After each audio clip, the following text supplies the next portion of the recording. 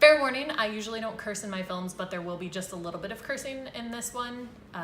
Just a necessary word to explain a meme.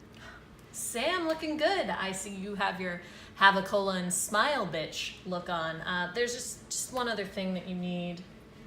Make this look complete here. Oh yeah, there we go. And I'll do it too.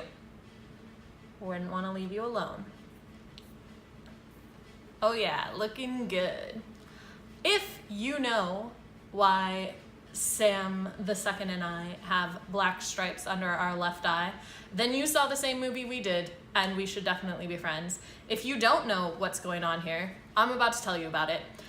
I just saw the film Sorry to Bother You, and I want to talk a little bit about it, about what it says about the power of memes, about what it says about the power of activism, and unfortunately, mostly about what it says about the power of capitalism. But the first thing I want to talk about is what it says about the power of names. So names are really important. They identify us, Mallory, Sam the Second, or Sam 2, or Sam I. See? It could go many ways. I'm still undecided. If you have a suggestion for what we should call Sam, let me know in the comments. But the characters in this film, their names are specifically selected. And I'm just gonna go through them briefly. So the main character, his name is Cassius Green. Cash is green. And in fact, it's so on the nose that at some point he has this holler out that he's like, Cash is what? And somebody goes, Cash is green. Yeah, they didn't necessarily need to hit us over the head with that one, but they definitely did. And then his girlfriend, Detroit, who says that she has the name because her parents wanted to give her an American name. And I thought that that was pretty funny. And also very on the nose for a film that clearly discusses Black lives in an environment and poor lives in general. And Detroit is really a microcosm for the boons and dangers of capitalism in American society. Then you have Squeeze, who is an activist character who basically goes around helping people unionize. He creates a union for sign twirlers in LA, and then he comes to Oakland to create a union for telemarketers, and he literally puts the squeeze on employers.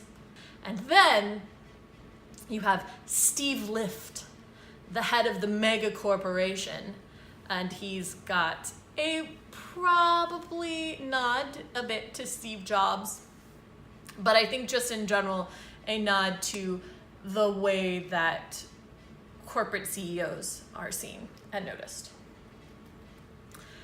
So that's the names in the film, and they clearly selected each of those for a very specific reason, and I really do appreciate that, and I appreciate how it carries into the rest of the film. And then, of course, you have the plot of the film itself. Centers around Cassius Green, who is a young man living in Oakland. He lives in a garage, his uncle's garage, with his girlfriend, Detroit, and he desperately needs a job so that he can pay rent. He goes to this telemarketing company called Regal View, and he lies his way into a job because they'll take anyone. And while he's telemarketing, the people sitting there, he's not doing very well. How unfortunate.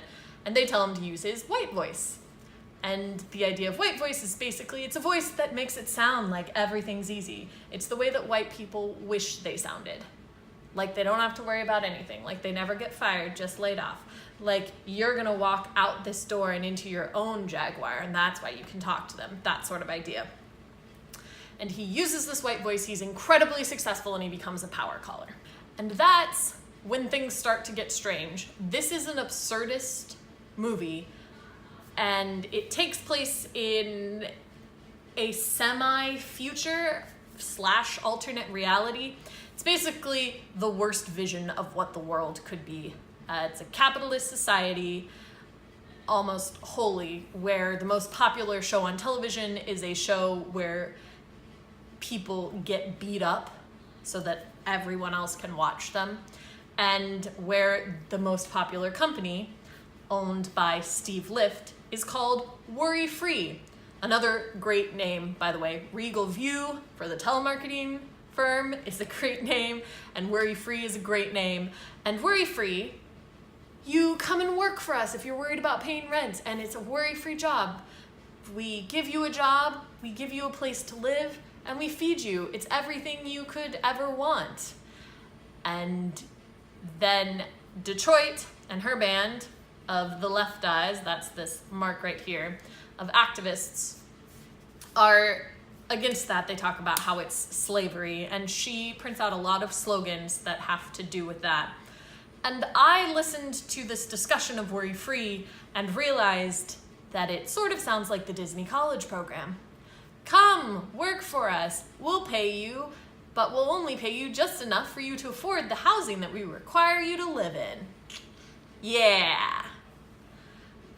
And so this entire film is very absurd, but also hits very close to home. And one of the main threads throughout the film in Cassius's journey is this idea of activism with Detroit versus capitalism, and how much Cassius is willing to turn a blind eye to for the opportunity to make more money. And as a person with a lot of privilege, I sat there thinking, yeah, there's a lot that I turn my head away from in order to make more money. Absolutely. And even as somebody who was struggling, it's really hard to want to fight for that when what you're fighting for is food on your table. And it's hard to want to go for that activism when the other option is comfort. And I think that that is a theme of this film, and it's an unfortunate theme of life right now. And a lot of the things that they talked about hit really close to home, a lot of the way that they designed. In fact, and I'm not going to spoil this film because I think that you should go see it, but when the twist reveal happens and you discover that Steve Lift has done something that by all accounts is horrendous, instead of things going badly, everyone lauds him as a revolutionary and his stock skyrockets. And all I could think is, wow, this just is way too close to reality. And overall, for me, especially having worked for large corporations in the most recent past, speaks a lot to what could be happening in this world. And it's unfortunate. So you should check out the film and have your own conclusions. And I would be interested, if you have seen it, what you thought. If you haven't seen it, please go. Know that it is absurd. It's heavy issues, but it's an incredibly funny film, and I'm sure that you will enjoy it. And let's see that if in the future we can decide to be Left Eyes. I'll see you tomorrow.